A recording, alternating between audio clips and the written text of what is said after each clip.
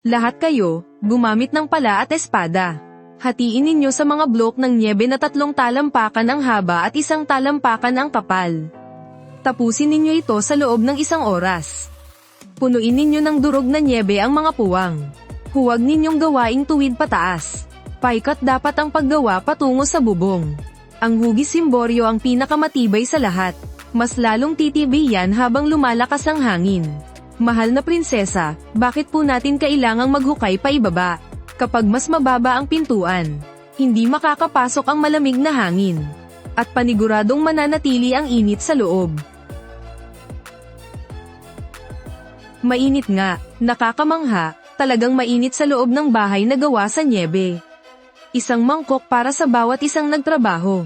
Walang makukuha ang mga walang ginawa. Maraming salamat sa pagliligtas ng buhay namin, mahal na prinsesa. Tungkol naman sa mga nagmamagaling at ginagalang na amo doon sa kahoy na bahay. Hayaan ninyo silang magduse sa tindi ng lamig doon. Ang lamig mahal na prinsesa, ang lamig-lamig ko. Hindi maaari, imposible ito. Nasaan na ang malupit na babaeng iyon na si Shen Qingxuang? Namatay na ba siya sa labas? Mahal na prinsesa, naharangan na po natin ang hangin. Pero wala po tayong apoy. Baka makaligtas nga tayo ngayon. Pero sigurado po akong hindi na tayo tatagal pa ng ilang araw. Mahal na prinsipe, ipahiram mo muna sa akin ang mga tauhan mo. Ano ba talaga ang binabalak mo? Gagawin kong napakainit ng bahay na ito hanggang sa pagpawisan tayo. Kung gusto mo pang mabuhay, mahal na prinsipe, hayaan mong sumunod sila sa akin. Han Zhao, mula ngayon. Ang utos niya ay utos ko na rin. Sundin niyo siya. Maghukay kayo rito. Maghukay kayo ng 3 talampakan pababa. Mahal na prinsesa, may nahukay po kaming mga itim na bato. Ano po ito? Isa itong mababaw na minahan ng uling. Sa kabisera, ang tawag nila rito ay itim na karbon. Mas matagal itong magningges ng 10 beses kumpara sa panggatong na kahoy. Huwag kayong tumunganga riyan, ilagay nyo na yan lahat sa lalagyan. Kumuha rin kayo ng dilaw na luwad at tubig mula sa natunaw na nyebe. Haluin ninyo hanggang sa maging putik at dalhin ninyong lahat pabalik. Mahal na prinsesa, para saan po ito? Gagawa tayo ng higang pinapainitan ng apoy mula sa ilalim. Pasiyo ang loob ng higang ito. Sa unahan sinusindihan ng apoy, para kumalat ang init sa kabuuan nito. Dadaan sa ilalim ng higaan, tapos lalabas ng bahay. Lalabas ang nakakalasong usok, may iwan lahat ng init sa higang putik na to. Mainit ang init talaga. Mahal na prinsesa, ang apuyang ito ay parang mahika ng mga Diyos. Dahil dito, siguradong hindi tayo mamamatay sa lamig dito sa hilagang ilang.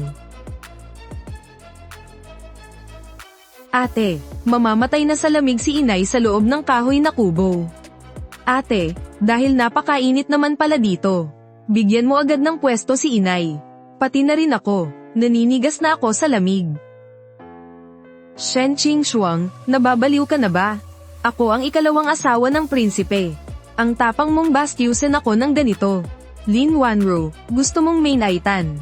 Ipagtrabaho mo yan. Deyes dito, mga walang kwentang palamunin. Magsama ka ng ilang tao papunta sa lumang palikuran ng inabandonang kampo. Sa paanan ng pader, at kaskasin nyo ang puting na muo sa ibabaw ng mga bato. Tapos, maghanap kayo sa lumang imbakan ng mga armas. Tingnan nyo kung may naiwang dilaw na pulbos. Asupri yun. Dalhin nyo sa akin ang mga yun sa loob ng 1 oras. Mahal na prinsesa, pupunta sa palikuran para magkaskays. Hindi ba pagkain ang dapat nating hanapin? Sundin nyo na lang ako. Kung gusto nyong makakain ng karne, huwag na kayong magtanong ng kung ano-ano. Mahal na prinsesa, kompleto na po ang mga pinapakuha nyo. Pero para saan po ba talaga ang mga ito? Ang puting na muo na ito ay tinatawag na seliter. Kilala rin bilang potassium nitrate. Dahil taon-taon naiipon ang dumi at ihi sa palikuran. Nabubulok ang mga organic matter na may nitrogen. At dahil sa mga nitrifying bacteria, nagiging nitric acid ito. Kaya namumuo ang mga puting ito. Ito ang pangunahing sangkap sa paggawa ng pampasabog. Pampasabog. Lahat kayo, umatras ng 50 hakbang. Takpan ang mga tainga at ibuka ang bibig.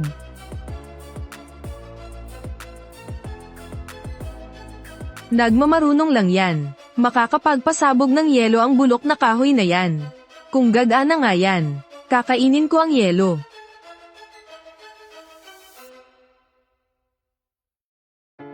Sindihan na yan. Tara, tingnan natin. Mga isda, ang daming isda. Diyos ko, paanong kusa silang tumalon palabas? Ang tawag dyan pisika at biyolohiya. Dahil sa makapal na yelo ng ilog, halos walang hangin sa ilalim.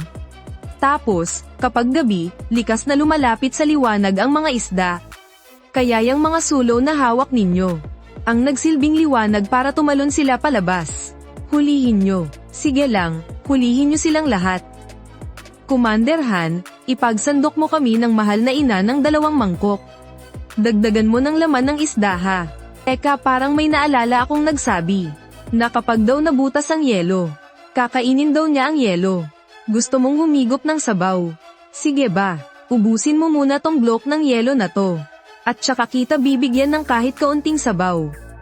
Shen Qingshu, sumusobra ka na ah. Sumusobra ka na talaga. Noong ipinagtulakan mo ako sa mga bandido, bakit hindi mo naisip na sumusobra ka? Hindi ako nagpapakain ng mga walang kwenta.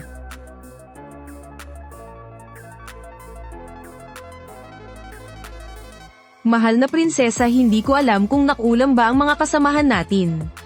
Kahit araw-araw tayong may isda, hapong-hapo pa rin sila at wala ni Katiting na lakas. Hindi sila nakulam, kulang lang sila sa asin. Kulang sa asin. Kapag matagal kasing walang asin ang katawan, ang mga tinatawag na electrolytes sa loob natin, na siyang pinagkukunan natin ng lakas, ay unti-unting mawawala. Sa simula, manghihina ang mga braso at binti nyo at mahihilo. Tapos kapag lumala, bibigay ang mga laman loob at ikamamatay nyo to. May mapagkukunan ba ng asin dito sa paligid? Kahit sa loob ng 100 milya. Kahit pa mga balon ng maalat na tubig, pwede na. Mahal na prinsesa, dito po sa napakalamig na lugar na ito, saan naman po tayo makakahanap ng balon ng asin? Kaya lang may isang malawak at patay na lawa sa kanluran. Pero nakakalason ang loang yun. Nakakalason. Opo, mahal na prinsipe. Puro namumuong kulay puti at matitigas na bato ang nakapaligid sa loang iyon. Mukha man siyang asin, pero sobrang pakla at mapait nito. Noong nakaraang 2 taon, may isang itinapong bilanggo na sobrang uhaw sa asin. Kumuha siya't kinain ang 1 piraso nito. Hindi pa nga lumilipas ang 1 oras. Wala pang 1 oras, bumula na ang bibig niya. Lumobo ang tiyan niya, parang bola. Patay agad siya. Kaya kahit mga mabangis na hayop sa lugar na yun, hindi man lang nagtatangkang lumapit. Mapait at nakamamatay. Dahil yan sa napakaraming magnesium chloride, sodium sulfate, at mga duming heavy metal sa magaspang na asin. Kapag kinain yan ng tao, malamang malalason sila. Magdala ka ng 4 na tauhang kaya pang maglakad. Kunin nyo ang mga kahoy na timba at mga palang bakal. Sumunod kayo sa akin sa loang may lason. Mahal na prinsesa, nakamamatay po ang bagay na yan. Tumahimik ka, at kumilos na. Hakutin nyo ang tubig na may lason pabalik dito. Gagawa ako ng asin na mas maganda pa sa inaalay na asin sa Kapitolyo. Ang napakahalagang pinong-pinong asin. Nababaliw na siya. Baliw na talaga siya. Inabalak ba niyang lasonin ang buong kampo? Mangkukulang na babae. Kamahalang prinsipe. Pigilan niyo po siya, bilis. Kung gagawa siya ng lason dito sa kampo, madadami at mamamatay ang buong pamilya natin nang dahil sa kanya. Hanjaw, ipakumo ang bintanang yan at isara ng tuluyan. Ayaw kong makarinig ng mga tahol ng aso. Masusunod po. Unang hakbang, pagtunaw gamit ang matinding init. Kayang tunawin ng tubig ang asin. At kaya rin itong tunawin ang ilan sa mga dumi. Humanap kayo ng sirang kahoy na timba na butas ang ilalim. Bilis. Ngayon, tuturuan ko kayo kung paano gumawa ng patong-patong na toreng pansala. Sa pinakailalim, maglatag kayo ng malinis at makapal na telang koten. Para harangin ang malalaking butil ng buhangin. Maglagay kayo ng 2 pulgadang kapal ng magaspang na buhangin galing sa ilog. Sa ikatlong patong, maglagay ng 1 pulgadang kapal ng pinong buhangin. Sasalain ng 2 patong na ito ang mga nakalutang at pinong dumi. Sa kanyo patungan ng makapal na durog na uling. Mahal na prinsesa napakaitim po ng uling na yan. Kung ibubuhos ang tubig dyan, hindi ba't mas iitim lang ito? Ang tawag dito ay activated carbon. Gagamitin natin ito pang higop ng lason. Ang uling, kapag sinunog at binasa sentimo ng tubig, ay nagkakaroon ng hindi mabilang na maliliit na butas na hindi nakikita ng ating mga mata. Nakakagulat kung gaano kalaki ang sakop ng maliliit na butas na ito. Hindi lang nito kayang tanggalin ang kakaibang kulay sa tubig, kundi kaya rin itong sipsipin ng buong buo ang masamang amoy. Higit sa lahat, hihigupin nito ang mga nakakalasong heavy metal mula sa maruming asin. Ito ang alas natin para gawing ginto ang lason. Diyos ko, lumino ang tubig, nawala rin ang masangsang at nakalalasong amoy. Hugasan nyo ng mabuti ang koaling bakal, at ibuhos nyo muli riyan ang nasalang malinis na tubig. Ang huling hakbang, pagpapatuyo para maging kristal.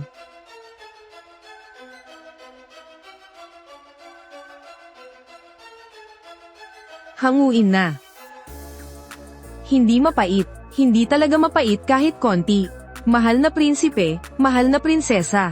Mas pino pa ito kaysa sa asin na iniaalay sa kabisera. Shen Qingxuang, ilan pa bang mga nakakamanghang kakayahan ang itinatago mo? Mga kakayahang tutulong para mabuhay rito sa Hangzhou. Pag-uulat, mahal na prinsipe at prinsesa. Masamang balita, sumusugod ang mahigit 50 tao mula sa kuta ng Blackwing. Sinundan daw nila ang amoy ng isda rito sa atin. Balak nilang nakawin ang lahat ng bigas at asin natin. Papatayin daw nila ang lahat ng lalaki. At iuuwi ang mga babae sa kuta nila. Han, Zhou, ihanda ang hanay, lalaban tayo hanggang kamatayan. Sandali, namumroblema pa naman ako sa pagtatayo ng mga mataas na gusali at greenhouse. Dahil wala tayong mga tauhan na gagawa ng mabibigat na trabaho. O edi heto na, kusa nang lumapit sa atin ang mga libreng trabahador.